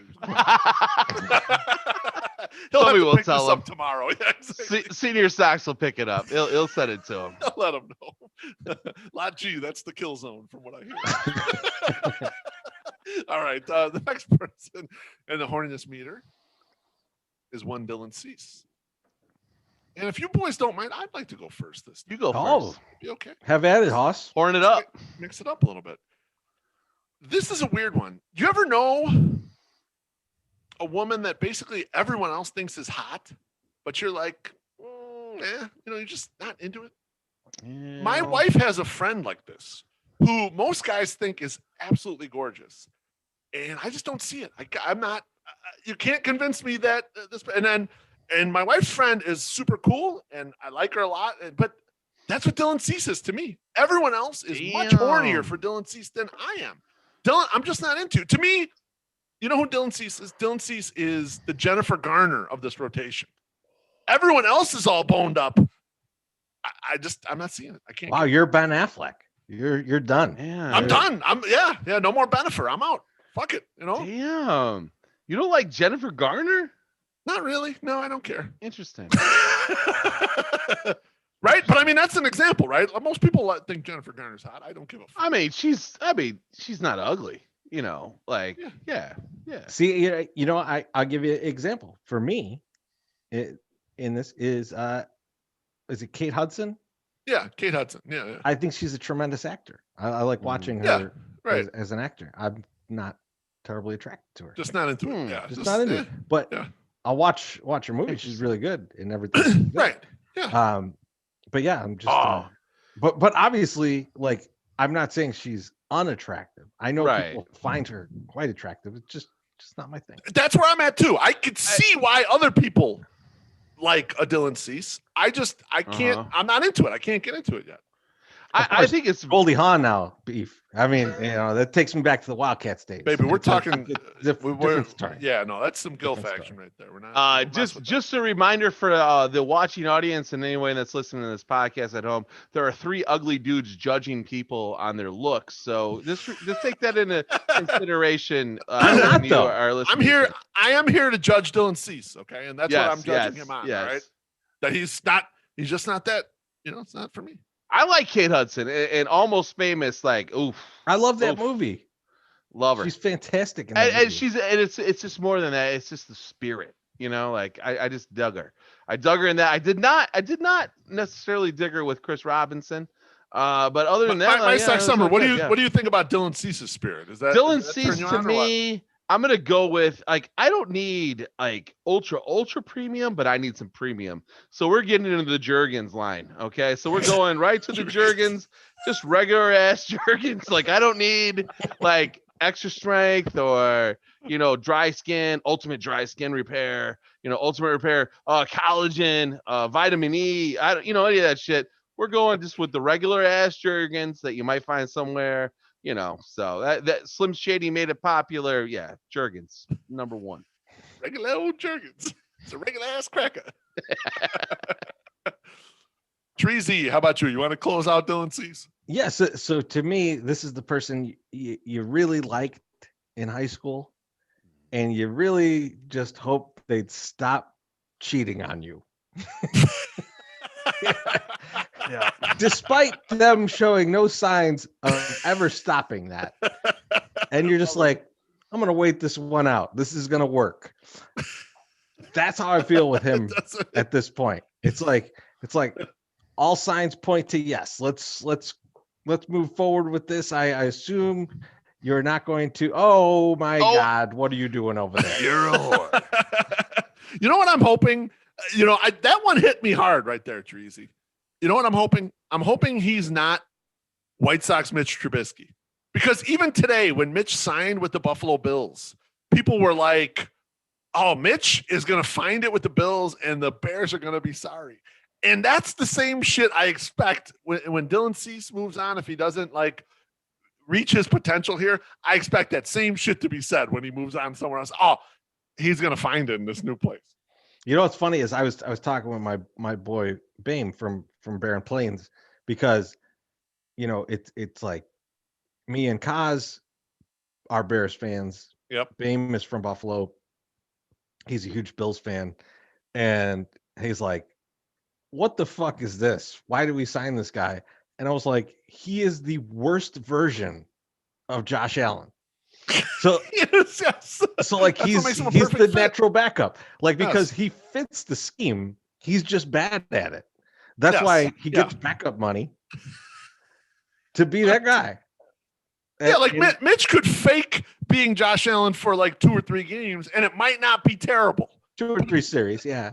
If you had to do it for half a season, you're just punting that season. You just have a guy who probably could do 30% of what that other guy could do similar. He's kind of like that similar guy, just he's a light beer version of it. Yeah, they basically just tell him all right, Mitch, go out there, you do all the running plays that we're going to have Josh do. And if you get murdered, that's fine. We'll have the punter throw the ball. No big deal. No big deal at all. I didn't know Mitch got traded, so he did not. He was a free agent. He left. He was a free agent. He was a free agent. Yeah. They had an option. I think they had an option on him to try and keep him for that year, and they were just like, meh. Yeah, they declined it, and then so last year was going to be his last year, so he kind of became a free agent, and then but I mean, Buffalo's as good a fit for Mitch as there possibly is. I think. I mean, like you kind of want a spot where you probably don't have to play. If you do play, they have a good offense. Otherwise, backing up Josh Allen or maybe like Lamar in Baltimore. Those are his best. Those are his best options. Those are probably his best spots. Is he like a Matt Leinart type? Maybe like no, he'd be really good with the clipboard. He's more like a guy that if you said, I don't care if this guy gets hurt because we're only paying him $100,000 a year, and just run. He's making more than that. I know. Let's call it $500,000 a year. If the pocket starts to collapse, just fucking run. And if your leg breaks, we don't care. That's who he is for the rest of his career. Yeah. Damn. I want to be that guy. I want to be a punter. Like being a punter is the dream job, I think, in my opinion.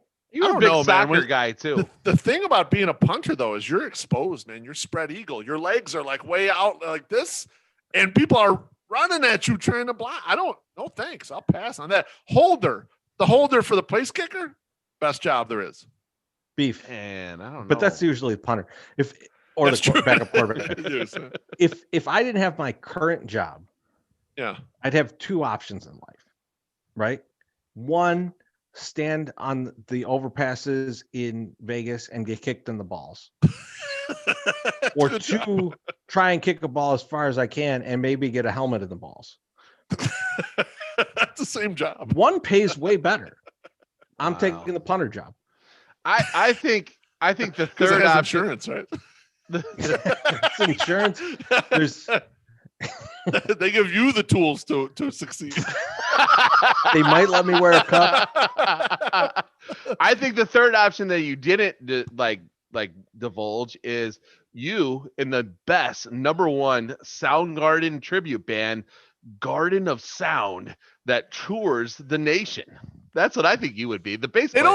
No one does the tribute band where they reverse the name. They do it based on one of the song names usually. Well, they also, should. Like Treasy's tribute band would be. It would be like go first. The baddest motor finger. It would be like the name of the tribute band. I think it would be like Spoon and Men. They'd be like, oh, you could be our Kim Thayil, and I'd be like, yeah, but I only play bass, so. No, I think it would be like if we're gonna go with sound names, it'd be Spoon and Men. That would be the Soundgarden tribute band. That's another possibility for my career. That's actually a good one. All right, let's move on in the horniness. Sorry. To Carlos Rodon, everyone's favorite flavor of the last half decade. My Sox Summer. I'd love for you to go first. Yeah, maximum strength Jergens for Carlos Rodon. Like I didn't need like something that's going to be not going to let me down in the clutch. I am not. I need something heavy hitter. Okay, like you can't give up halfway through. Like particularly, possibly I've been drinking and then I need to complete. And I'm gonna need something a little extra. Like go the extra mile. So Jergens extra. I appreciate that because the maximum strength is gonna get the dandruff out of your balls hair, so you'll be completely set up. I was trying to think of what like the high end Jergens is, and I was too lazy to Google, so I just said Jergens extra. So yeah, great job, well done. Treasy, please, Carlos Rodon for us. The first thing I thought of, Beef, is do you remember the episode of Seinfeld where Costanza breaks up with the girl and she's like, no, we're not breaking up. Yeah. I'm too invested in this. We're going to make this work. Like, and he's like, she denied the breakup. That's Carlos Rodon. That's right. The Sox broke up with Carlos Rodon and he's like, guys, I still pitch here.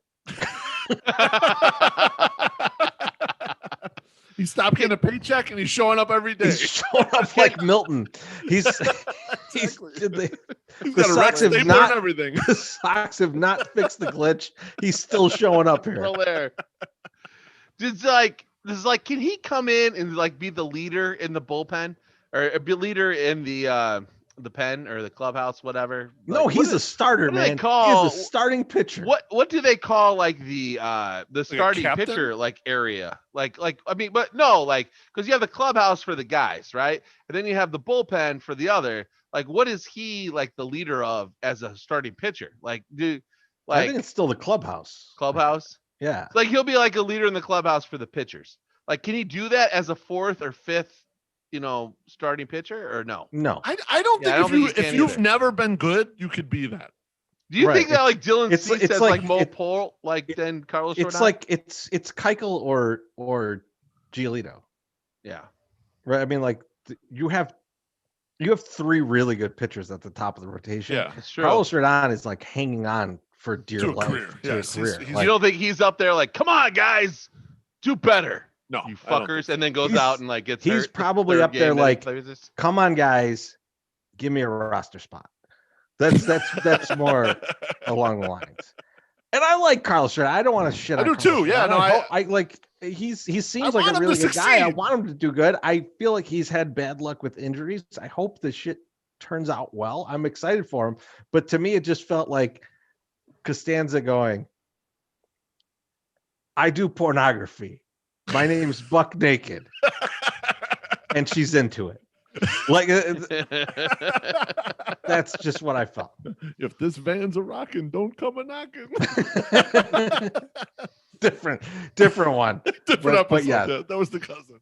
Carlos Rodon for me, this is the old, like, this is for old time's sake. This is like when I watch a movie like Wayne's World.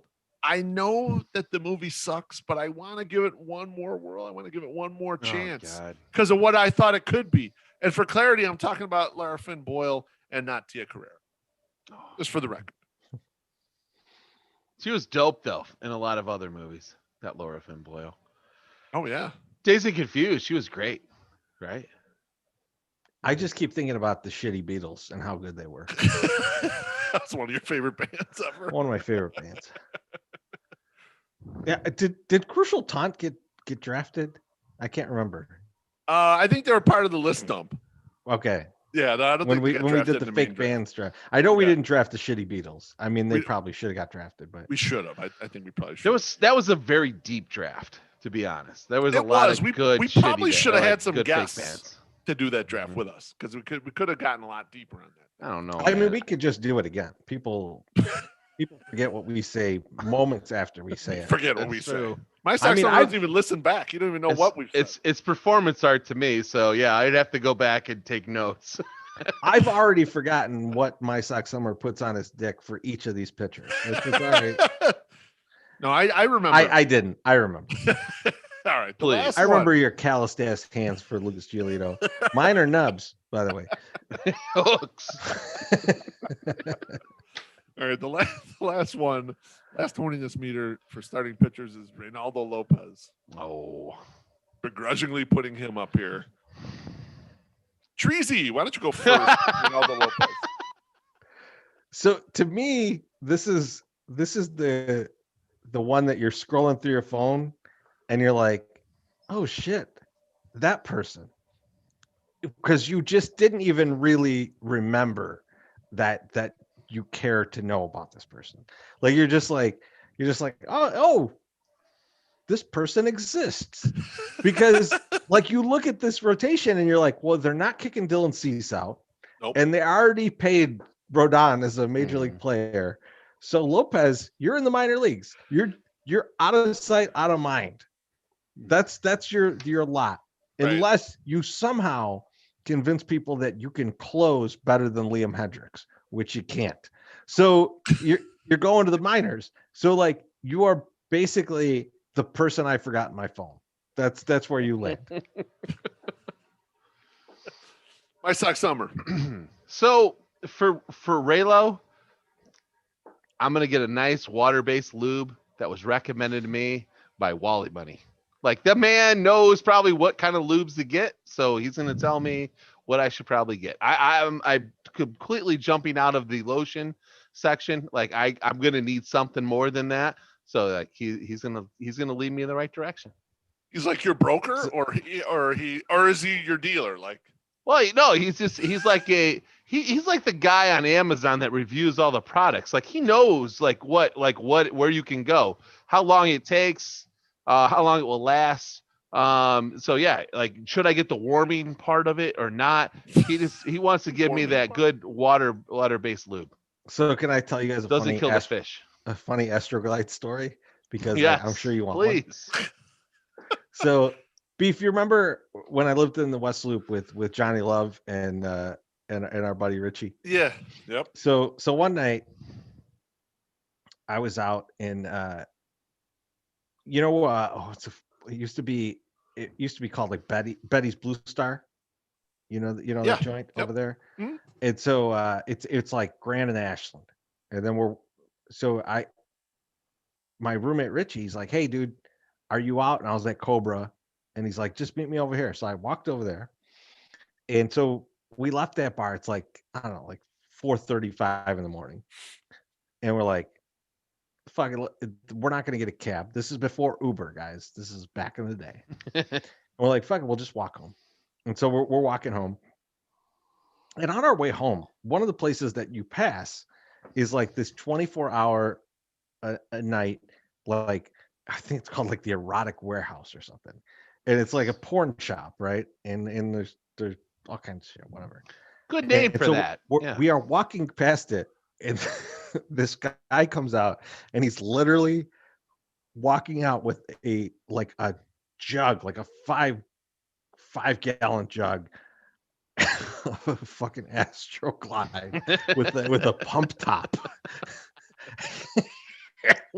Me and Rich just kind of looked at each other like there was so much going through our minds, because it was just like, not only where is this guy going, but why is this sold like this? like, why is this an option? It's like if you went to a store and they were like, "Oh man, I'm a little dehydrated. I need a Gatorade." And they're like, "Would you like an entire Gatorade jug like they have in the NFL, but with a pump top?" It was like, why does this exist? And the fact that we almost bumped into this guy makes me think to this day I was like inches away from getting some STD. You would have immediately stuck to that guy if you would have bumped into him. You would have been just you.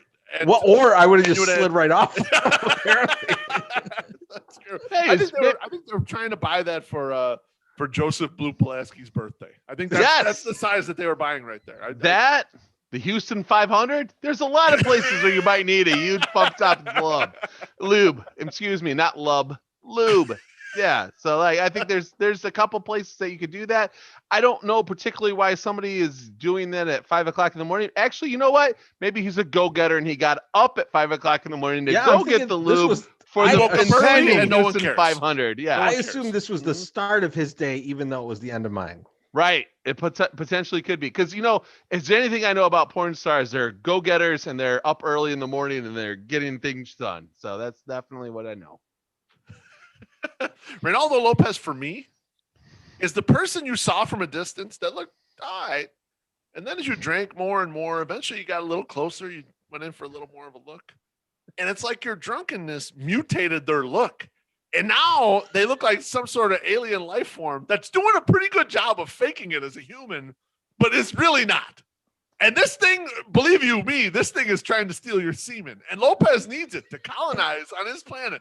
So you really got to get the fuck away from him. And you should not proceed with your original plan to get 108'd and smash. All right? Nope, you are not doing it. Get the fuck away from Renaldo Lopez. Man, Species 2 was such a great movie too. So I'm just gonna give it to you. That was good. God damn. At this point, I gotta say, my Sock Summer pay some bills. Buffalo Wings and Rings, home of all-star flavors. Come catch all the White Sox action at the ultimate sports restaurant. From the fresh, never frozen wings and gourmet sandwiches to the world-famous house-made blue cheese dip. This isn't bar food, it's raise the bar food. Watching at home, you can be the MVP with the new Build Your Own Nacho and loaded potato bars. Order on the Wings and Rings app and score convenient curbside pickup. Buffalo Wings and Rings Bridgeport, where all-star flavors will knock your taste buds out of the park. Reserve your table today. Ooh, very nice job. I'm a consummate professional when it comes to like ad reads. I mean, I gotta tell I you, can be totally shit-faced and like I can still do a good ad read. You got good tone. For sure. I was cracking up because as you were doing the ad read, I was like glancing over at all of the lube jokes that are going on right now, and like it is. I think Darren's might be my favorite, which is what did he say? Beach Bash MSS's California Lube Fest. But I think he also said that he updated the Wikipedia for Dallas Keuchel. So he's doing good work, right, and he's making jokes. Excellent. Good job, D Brown. All right. Beef, you know what time it is? It's time for the AL Central preview. Ooh, you're damn right. Cleveland American Baseball Club team. We're going to talk about the Spiders.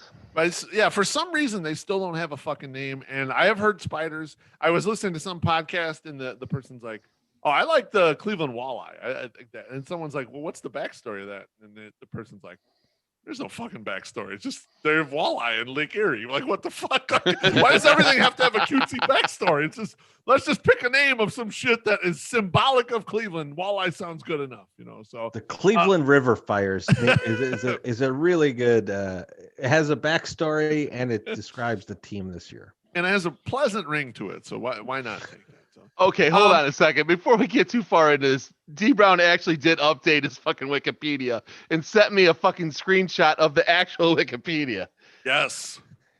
Keuchel screwed from the 108 contributor My Sox Summer out of money by giving up runs in the first inning. That's what he said. That's going to get taken down. I'm glad he screenshot. It's already down. It's already down from the comments. That's awesome. But I have the screenshot. So, okay, I'm sorry, Love. I didn't mean to ruin your AL Central. Real quick, Kate, please go back. K-Fids, the Cleveland Akbars, that's just a trap. You don't want to do that. Good job. See, he almost fucked you, but you didn't. How dare you? How dare you do that? All right. What's up, K-Fids? The Cleveland baseball team, according to PointsBet.com, has an over-under win total of 81.5. When it comes to winning the AL Central, their odds are plus 700, and that would be 7-1. That's also PointsBet.com. Promo code 108 if you want to deposit there. And then their World Series odds are plus 4,000, and that translates into 40-1. So, boys, I want to know for Cleveland, a player that you have your eyes on, and I wanted to start with Trees E because before we start up the podcast, he had something interesting. So before we get into that, I will say the under is where I'm going on the 81.5. Really? Okay. You already got a beat on that, huh? Nice. And the reason I'm going the under on the 81.5 is they just don't have the hitting. Like I think it's gonna be real close because like with the pitching they have, yep. I imagine them being close to 500, but I think the lack of hitting is just gonna eat them up. But for the person I'm looking most forward to, or kind of concentrating on, I outsourced this. Ooh. So I got a buddy at work who's a huge Cleveland fan. Browns, baseball club, Cavs. Grew up in Ohio. And I asked him the question. I said, like, you know, like the season's crazy for you guys because you traded basically your best position player. Yep. You've traded some pitching. You a lot of moves that look like we're just not going to have a payroll. Who's the guy you're paying attention to in terms of the team? And without fucking hesitation, he said Tristan McKenzie. Nice. Ooh. And I was like, yeah, because if you think about him, right? Like, is he a starter? Is he a high-end reliever? You know, or is he a guy that breaks apart like porcelain because weighs 42 pounds? Yep. Right. Yeah. Like, so, and this is a guy who, if he works out, that's really bad for the Sox. It is. Yes. Like that pitching, just like, it's the problem that we see in Cleveland every year is like they get rid of these pitchers, and then there's two better pitchers that come behind them, and you're just, Jesus, what, can we just never get away from them having like a great starting staff? And Tristan McKenzie is central to that. Like if he's really good, it's bad for the Sox. If he's really bad, the Indians are gonna suck. Like he's, to me, he's the guy that is just really that polarizing for the team. And when my buddy said it, I was just like, oh Jesus Christ. Yes, that's the person that we should be paying attention to. Yeah, I mean, because of all that volatility, I've been trying to grab him up where I can in fantasy baseball. Because in fantasy baseball, when they only pay the top couple spots, you want some volatility, sort of those middle late rounds. You want those guys that could shoot the moon, or they break and you throw them away and you get something else. And so I think your buddy's right. That's a great choice. And they have Bieber, and then they have Zach Plesac, who's going to be a solid guy kind of in the middle there. But they don't, they traded away they traded Cookie, they traded Clevenger, who was now broken or whatever. If Tristan McKenzie becomes in that vein, like those guys, if he's it's the like 2 nothing or 3, happened, right? That top of the rotation is as good as ours. Yeah, and that's not good rough for us. Yep. My Sox summer. How about you? Just doing a little research while we're doing this, because obviously, or not obviously, but again, I kind of I didn't get the gist of what we were doing again. And so, but Shane Bieber is actually my guy to continue to watch to see how he is. So that maybe when he becomes a free agent and we're possibly up in the mix to maybe sign him on the South Side, we won't. So, but let's see how his development goes. Did really good in 2019, did great in 2020. Let's see how he does in 2021. And along the same lines as with Teresi, if he is doing well and he continues to do well, may not be good for us. So, yeah, another guy we need to watch. You kind of wonder, Teresi, you wonder when they'll start thinking about trading him. Because that's kind of their move, right? They kind of they unwind out of the player, right? They are willing to, he's only got 2 years of service time, so I think he's still on his last arbitration year. But then he's going to start getting real expensive quick. That's the thing here, right? It's like, what are the Indians trying to do, right? Or whatever they're called now.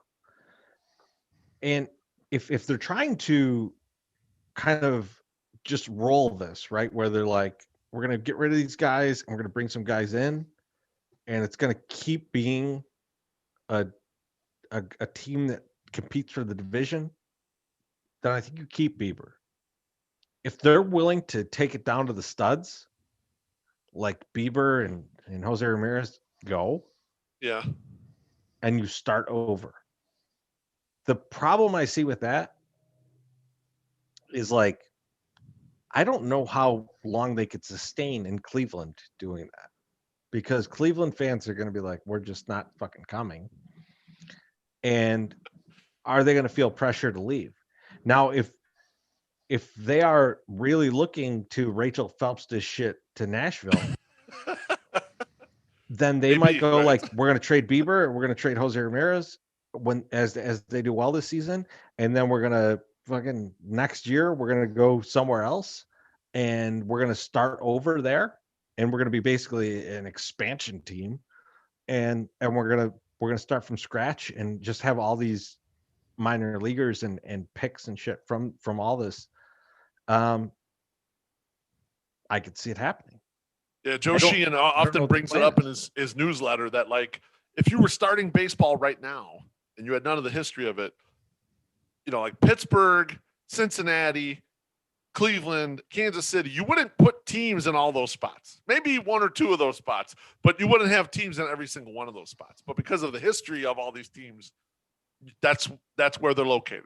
You're kind of like you have. That's interesting. I think there's areas like Nashville and like Portland that are on the up, right? On the cusp of like taking that. They're growing metropolises, right? Where they can now support a team. And I think that's the kind of thing that, especially if we're looking, if MLB is just looking at this going like, we just want to move a team and keep all the divisions the same, then moving a team from Cleveland to Nashville makes the most sense. It's like an easiest move. Yeah, and I think Pittsburgh to Charlotte. Yeah, I mean, honestly, keeping the same time zones. Yeah, and kind of the same area, right? And I think those things make sense, and like I could see it. I could see. I mean, like Cleveland could even be dicks about it and like have some like guitar-based name being like, "Oh, we got the Rock and Roll Hall of Fame here, so we're doing this," and then being like, "We're going to Nashville." Yeah. We see.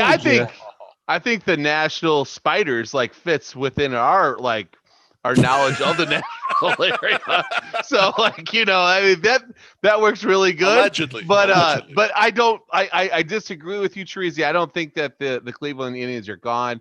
The downtown area there with the Cleveland, all the sports teams being right there with the Rock and Roll Hall of Fame, it's a strip. I don't think they'd give it up. I just don't think that they leave. Yeah. Oh, there's a casino down there too. Yeah. So I haven't been there in a while. Probably the legal gambling. I think that contributes to the point of like, if they're not going to give that up, I don't see him moving Bieber then.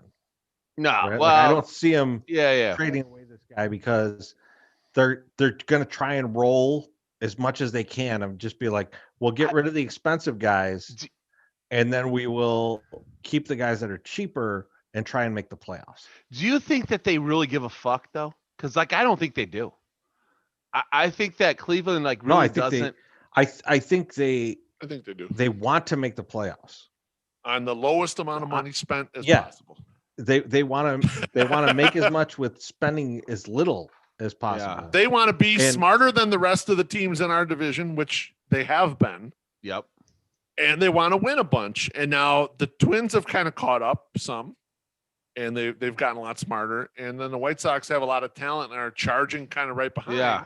Or have surpassed them for this season, but I'm talking about in longevity purposes. Like the White Sox been upgrading stuff too and trying to like kind of get up in there with them. And honestly, the Tigers figured out the real way to do it, which is to just outspend everybody because everyone's going to have the tight assholes about doing all this. They just fucked up and said, let's give $1 billion to Jordan Zimmerman and Miguel Cabrera. Yeah. And that fucked them for a couple of years. As soon as they shed Cabrera, we're back in trouble again of Detroit going like, we're just going to spend all the money and see what we get. If they want to. They didn't spend shit this offseason, so maybe they don't go back into the pizza money and spend a bunch of money. I was just going to say that. I think it's that $30 million a year going to Miggy's dead corpse that they don't want to spend anymore. It used to be a $5 hot and ready. Now it's a $6 hot and ready. So they're moving it up. They're like moving the prices of the pizza up. So inflationary prices. They're getting ready. They're getting ready to make a move. I can see. We should always pay attention to the prices at Little Caesars, and then we will know what the Tigers are going to do in the next season. If Miggy's contract ends and they go up to $650 for that hot and ready, we know what's up. Now, Teresi's going to love Shane Bieber to Detroit. Yes, Shane Bieber to Detroit. Now, Teresi is going to love the player that I've got on my list for a variety of reasons. The player I got my eye on, and I'm a little surprised that your friend didn't pick someone more in this vein because they've been a pitching factory in Cleveland. That should be like the easiest fucking thing in the world. But what they haven't been able to get together is their hitting and their offense. My guy is Josh Naylor. Cleveland's trying to patch together an offense of a bunch of 1.5 to 2.5 WAR position players with nothing but sweat and guile. And they've failed their asses off with that. They've had like a stars and scrubs on offense the entire way.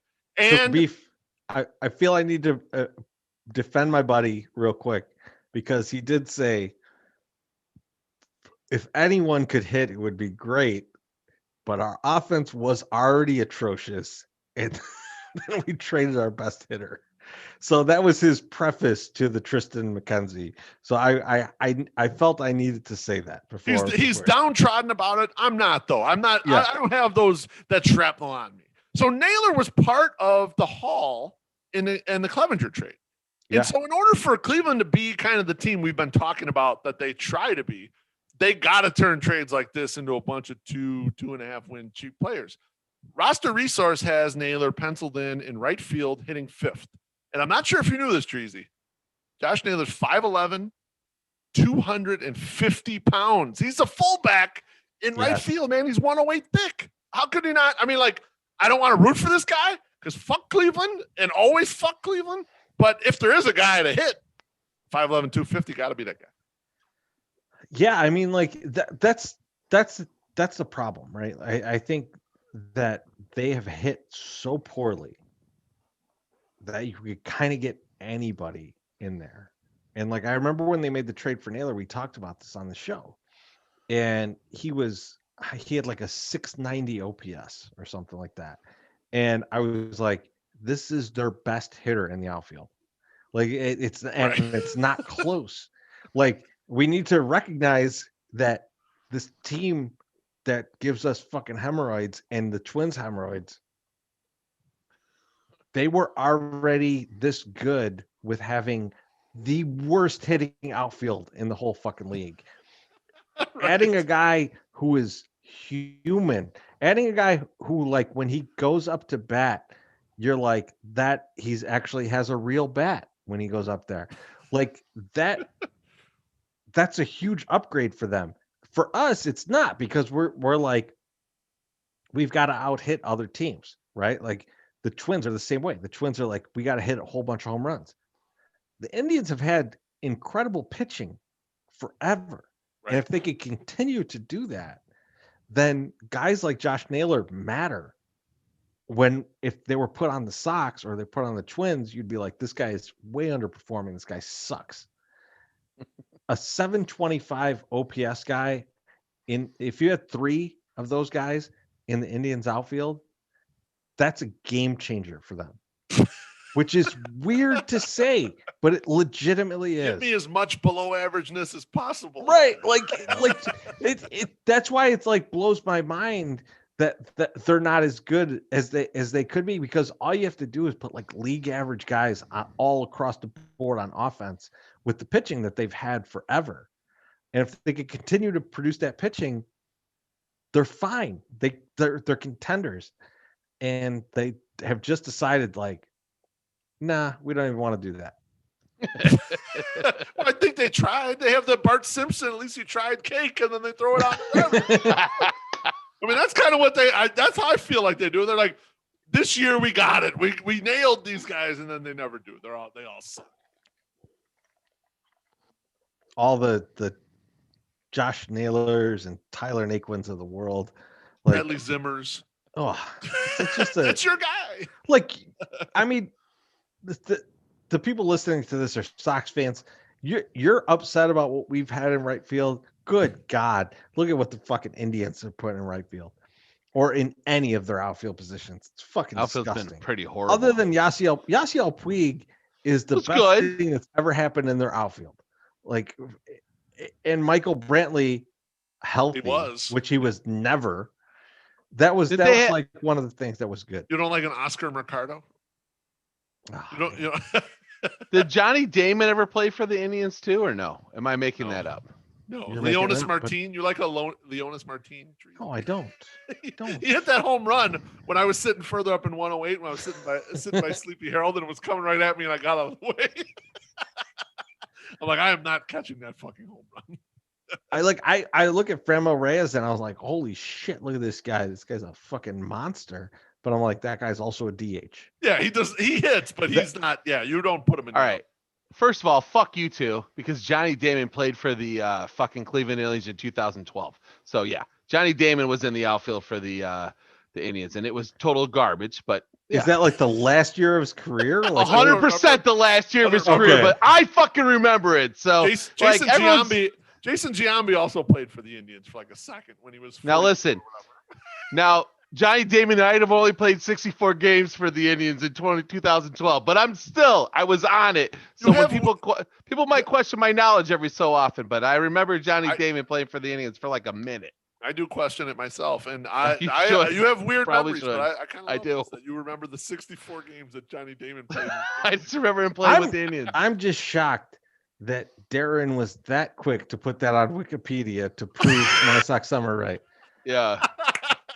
He didn't get the exact thing right. He should have, like, he needs to change it, but it's the actually game 2 of the playoffs last year, Darren.